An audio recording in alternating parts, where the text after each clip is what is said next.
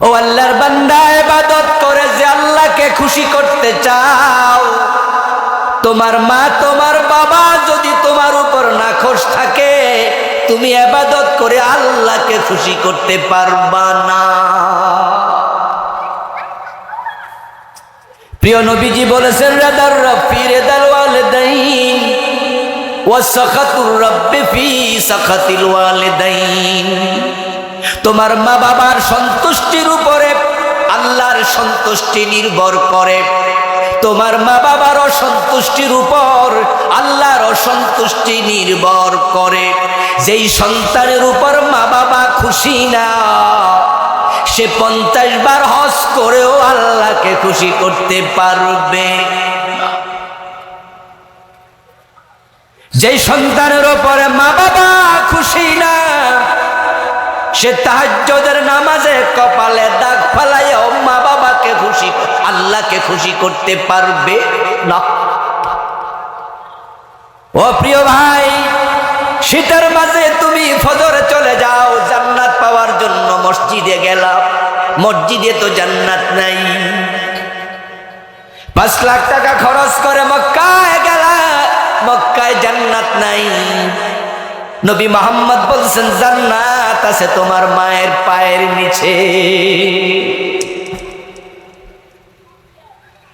قال النبي صلى الله عليه وسلم الوالد اوسط ابواب الجنه। জান্নাতে প্রবেশের যত দরজা আছে, বাবা হলো জান্নাতে প্রবেশের সবচেয়ে বড় দরজা। এই কোরআনের সবচেয়ে বড় পণ্ডিত আলেম যিনি, রাসূলুল্লাহর পরে একজন সাহাবী যাকে রাইসুল মুফাসসিরিন বলা হয়, উনার নাম আব্দুল্লাহ ইবনে আব্বাস রাদিয়াল্লাহু তাআলা আনহুমা। উনি দুনিয়ার মানুষকে বলতেছে, শোনো, সহিহ বুখারীতে এসেছে উনার বক্তব্যটা। ইবনে আব্বাস বলেন, ইন্নী লা আ'লামু আমালান আকরাবু ইলাল্লাহি মিন বিররিল ওয়ালিদাইন। দুনিয়ার মানুষেরা আল্লাহকে পাওয়ার জন্য যত ইবাদত করো, আমি ইবনে আব্বাস কি বলি শোনো, মা বাবার খেদমতের মাধ্যমে আল্লাহর যত কাছে যাওয়া যায়, এমন ইবাদত আর একটাও নাই।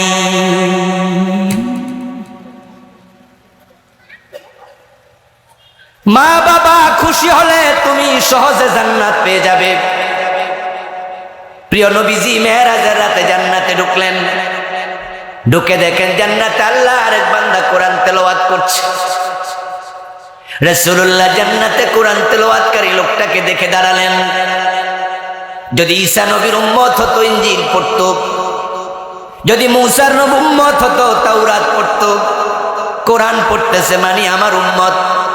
কি সৌভাগ্যবান মানুষ, জান্নাত পেল, জান্নাতে কোরআন তেলাওয়াতের অনুমতিও পেল।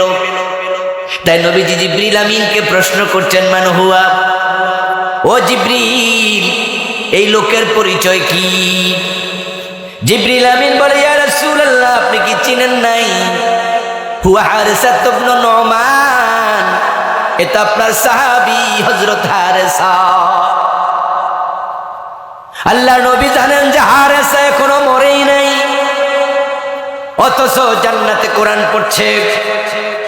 রাসূলুল্লাহ দুনিয়ায় ফিরে আসলেন, হারিস ইবনে নুমানকে কাছে ডাকলেন। হারিস ইবনে নুমানের জীবনী পড়ে দেখলাম তিনি মারা গেছেন হযরত ওমরের জামানায়, রাসূলুল্লাহর ইন্তেকালের অনেক বছর পর। হারিসাকে ডেকে রাসূল বলে, হারিসা, এমন কি নেক আমল করছো, আমি তোমাকে জান্নাতে কোরআন তেলাওয়াত করতে দেখে এসেছি। হারিস ইবনে নুমান বলেন, ইয়া রাসূলুল্লাহ, অন্যান্য সাহাবারা যে আমল করে আমিও তো সেটাই করি, আপনি যা বলেছেন সেটাই তো করি। তবে ইয়া রাসূলুল্লাহ, একটা অতিরিক্ত আমল আমার আছে যেটা সবার নাই, সেটা হলো আমার বুড়া মা আছে যিনি নিজ হাতে খেতে পারে না, আমি হারিসা তাকে নিজ হাতে খাওয়াই। হযরত হারিসা রাসূলের সাথে গল্প করছেন, এর মাঝে প্রতিবেশী কয়েকজন সাহাবী আসলো, এসে তারা বলতেছে ইয়া রাসূলুল্লাহ ইন্নাহু ইয়াগসিলুহা বিয়াদি ওয়া ইয়াফলি রাসাহা বিয়াদি ওয়া ইউতইমুহা বিয়াদি। ও রাসূল, সে তার মাকে নিজ হাতে খাওয়ায়া দেয়। বুড়া মা গোসল করতে পারে না, হারেসা আমারে গোসল দিয়ে দেয়, মায়ের মাথার চিরুনি গুলা শ্রেয়া দেয়। কানা বাররান নাসি বিউম্মিহি। আমরা নিজেরা দেখেছি দুনিয়াতে যত মানুষ মায়ের সাথে ভালো আচরণ করে, হারেসা সবার চেয়ে অগ্রগামী। সুবহানাল্লাহ পড়ে। অতটুকু শুনে প্রিয় নবী জবাব দেন, কাযালিকাল বিররু কাযালিকাল বিররু কাযালিকাল বির। রাসূল তিনবার বললেন, হারেসা আমি বুঝে ফেলেছি, এটাই বিররুল ওয়ালিদাইন, এটাই বিররুল ওয়ালিদাইন। তোর মায়ের দোয়ার কারণে তুই দুনিয়ায় থাকতে জান্নাত পেয়ে গেছিস। যাদের ঘরে মা বাবা আছে তাদের ঘরে জান্নাত আছে। মা বাবাকে জীবিত পাইয়া বুড়া অবস্থায় পাইয়া যে সন্তান জান্নাত পায় না, তার মতো ফোরাক পাইলা সন্তান আর। একদিন প্রিয় নবীজি সাল্লাল্লাহু আলাইহি ওয়াসাল্লাম বক্তৃতা দিচ্ছিলেন। আলোচনার মাঝে হঠাৎ তিনি বদদুয়া দিতে শুরু করলেন, যেটা তার চিরাচরিত অভ্যাসের খেলাপ। তিনি বলছেন, রাগেমান ফুহু রাগেমান ফুহু রাগেমান ফুহু। তার নাক দুলায় লুটে যাক, তার নাক দুলায় মলিন হয়ে যাক, ওই লোকটা ধ্বংস হয়ে যাক। কোন একজন সাহাবী দাঁড়ালেন, ইয়া রাসূলুল্লাহ আপনি কাকে বদদুয়া দিচ্ছেন?